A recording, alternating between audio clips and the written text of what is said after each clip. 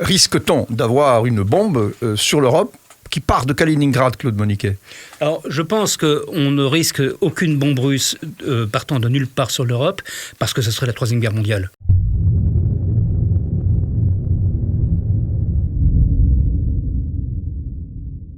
Claude Moniquet, bonjour. Bonjour. Si c'est une partie de poker, Claude Moniquet, où en est la partie avec Vladimir Poutine? La partie en Ukraine est clairement bloquée pour Poutine, pour les Russes. Alors, elle est un peu bloquée pour les deux. Les Ukrainiens n'ont pas beaucoup progressé, mais les Russes n'ont pas du tout progressé. Et comme ce sont les Russes qui sont les agresseurs qui sont à l'offensive et les Ukrainiens à la défensive, et bien pour les Ukrainiens, le fait d'avoir bloqué l'avancée russe est incontestablement une victoire. Pour le moment, les Russes sont clairement, d'une part, bloqués et d'autre part, dans cette phase de la guerre, les perdants. Alors, si on parle de bluff, quel est le bluff le plus grand? La centrale nucléaire de Zaporijjia ou l'attaque de la Crimée que personne n'attendait? Oui, c'est difficile à dire parce que d'abord, il y a de la propagande des deux côtés, bien sûr, mais surtout du côté russe, il y a un tel déchaînement de propagande et de bluff, de fake news, comme auraient dit certains depuis le 24 février, qu'on ne sait pas trop si le plus grand bluff, c'est les Ukrainiens qui bombardent leur propre centrale à Zaporijjia, ou si c'est le nouveau missile supersonique qu'on nous a de nouveau ressorti de derrière les fagots pour nous expliquer que la Russie était à 202 secondes de bombarder et de détruire Paris ou Londres. Mais ça, ils l'ont dit il y a longtemps déjà. Ils l'ont dit, mais ils l'ont encore répété il y a 2 jours, enfin il y a quelques jours, ils l'ont encore répété. C'est une espèce, on a l'impression, c'est un peu la méthode Coué. C'est faites attention, nous sommes très forts, nous sommes très forts, nous sommes très forts. Le résultat, c'est que sur le terrain, les Russes ne montrent quand même pas tellement qu'ils sont les plus forts. Alors, parlons de la centrale, malgré tout, qui inquiète tous ceux qui nous regardent, qui nous écoutent. Cette centrale, clairement, n'est pas un lieu pour faire la guerre. On peut imaginer que c'est pas les Russes qui tirent sur leurs propres soldats, puisque c'est les Russes qui occupent la centrale. Donc, pour quelle raison les Russes tireraient sur des Russes? Donc, qui tire sur cette centrale, si quelqu'un tire sur cette centrale? Alors, il semblerait que des tirs ou des explosions sont avérés. Ça semble sûr. Je ne suis pas sûr que les Russes ne tireraient pas dessus, d'une part parce que même s'ils blessaient ou tuaient leurs hommes, la sauvegarde de leurs troupes n'a jamais été un grand souci pour les généraux russes. Et d'autre part, de toute façon, il n'y a pas de victimes. Ils cassent un peu de matériel. Enfin, les tirs ou les explosions cassent un peu de matériel. Ça peut être les Russes qui essaient de faire croire au monde que les Ukrainiens bombardent cette centrale.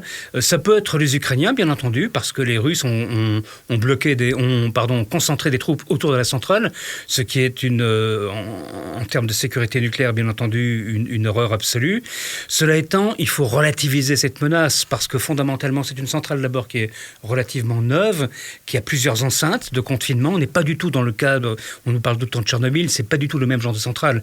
Tchernobyl n'avait qu'une seule enceinte, là il y a 2 enceintes, il y a des mesures de sécurité, et c'est une centrale qui peut, dont les dômes qui protègent les réacteurs peuvent résister à un tir de missile. Donc il faudrait quand même déjà beaucoup pour avoir un accident à Zaporijjia. Reste que la situation est inquiétante parce que c'est évidemment une centrale nucléaire. Donc, le bluff nucléaire est limité, le bluff de la Crimée l'est aussi. Ou alors, faut-il vraiment focaliser son regard si on enlève la fumée? Où est le feu? Alors, la Crimée, c'est pas du feu. La Crimée, on a quand même eu entre 2 et 3, c'est mal documenté, mais au moins 2, peut-être 3 explosions inexpliquées. Alors, on nous a dit que c'était la chaleur qui fait exploser les munitions. Ça n'existe pas. On n'est plus au 19e siècle. C'est pas de la dynamite ou de la nitroglycérine dans des tubes en verre. Les munitions modernes n'explosent pas à la chaleur, enfin pas à 50 degrés, ni même à 60 ou 70 degrés, et on en est quand même assez loin. Et de toute façon, ils n'exploseraient pas. Donc, explosion, il y a eu. Alors, la question, c'est quoi? Et il y a 2 réponses possibles. Ça n'a pas été revendiqué, pour une raison que je vais expliquer dans exactement 12 secondes, mais c'est très probablement les Ukrainiens. Alors pourquoi est-ce que ça n'a pas été revendiqué? Parce que, comme vous le savez, la Crimée fait partie, du point de vue russe, de la Russie, elle a été annexée, et les Russes ont dit depuis le début que la ligne rouge qui permettait éventuellement d'utiliser l'arme nucléaire tactique, c'était attaquer le sol russe. Donc les Ukrainiens ne vont pas se mettre en position de provoquer les Russes là-dessus.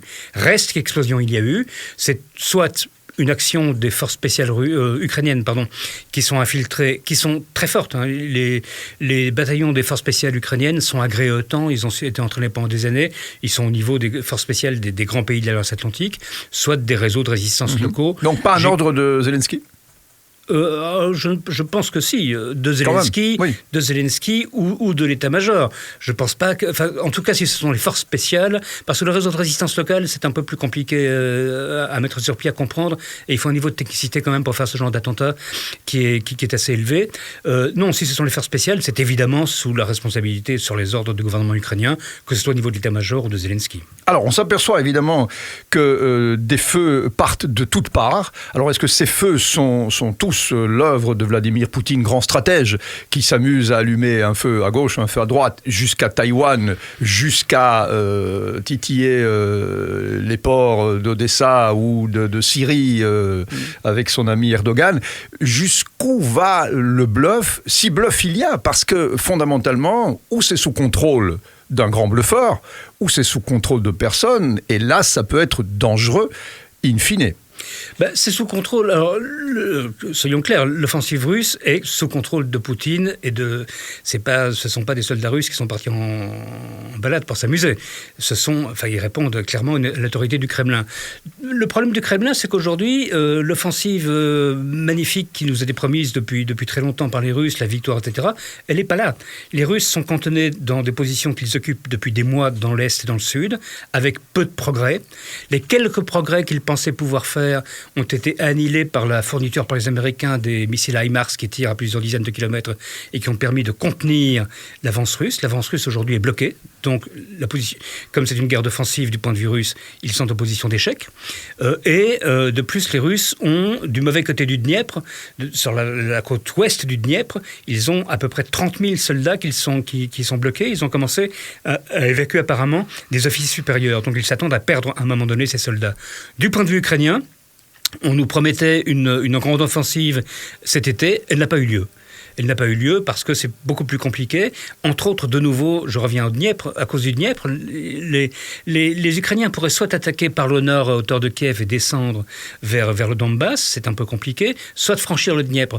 Le Dniepr, c'est un fleuve qui mesure entre 200 et 1200 mètres de large suivant les endroits, ce que les militaires appellent une coupure humide, un fleuve ou un cours d'eau.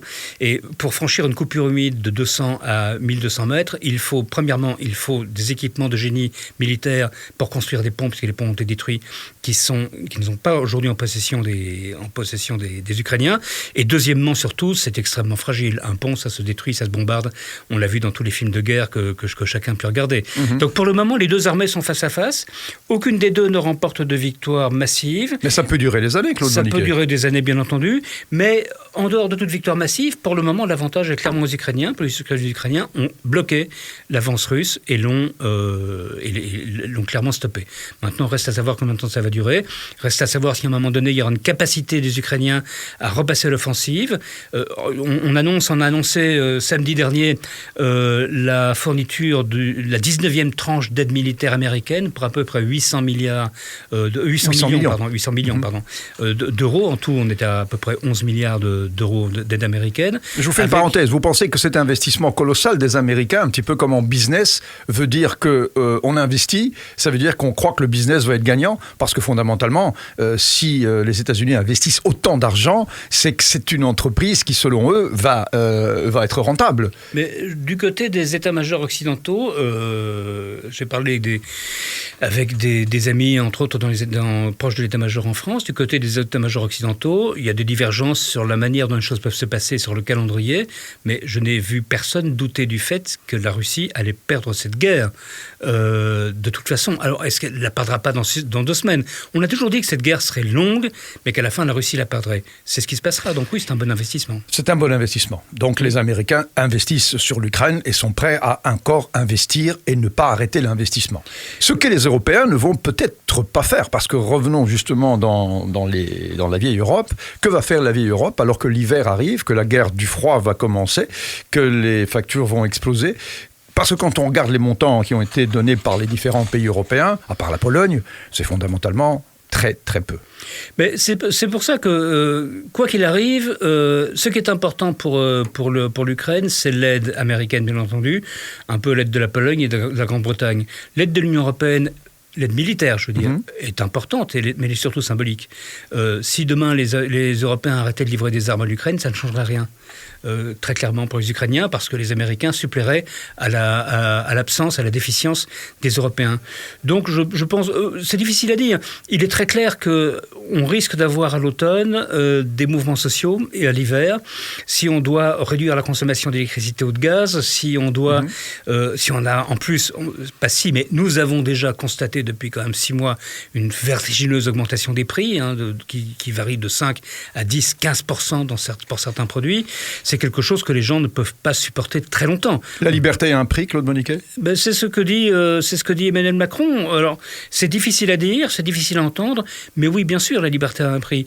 Est-ce qu'on veut faire un sacrifice qui sera un sacrifice momentané, qui peut durer quelques mois, 1 an, peut-être 2 ans, et qui, on peut l'espérer, sera récompensé quelque part à un moment donné par des mesures sociales de nos gouvernements? Ou est-ce qu'on est prêt à laisser les Russes faire ce qu'ils veulent, c'est-à-dire conquérir l'Ukraine, et c'est-à-dire demain être persuadés que, comme le dit Poutine, ils sont les plus forts et qu'ils peuvent s'en prendre aux États baltes ou à la Pologne? Non.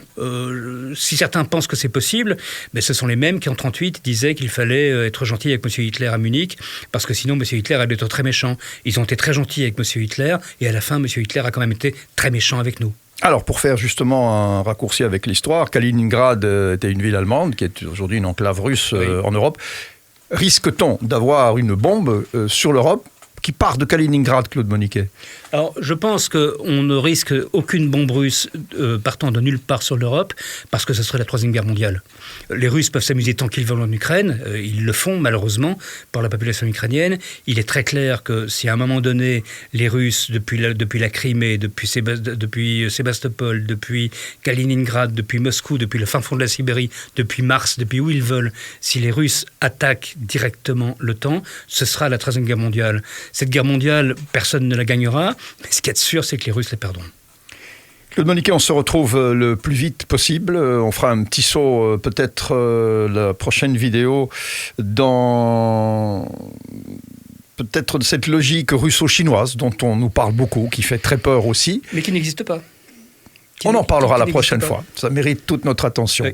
Claude Moniquet, merci pour ce Moniquet Time. N'oubliez pas que SIS est une radio, que la musique adoucit les mœurs, que vous pouvez nous écouter partout sur cette planète, www.sisradio.be. Merci d'avoir regardé cette vidéo. Abonnez-vous à la chaîne SIS Radio, lâchez votre pouce bleu, activez la clochette pour être notifié lors des prochaines vidéos et laissez-nous vos commentaires. On adore ça.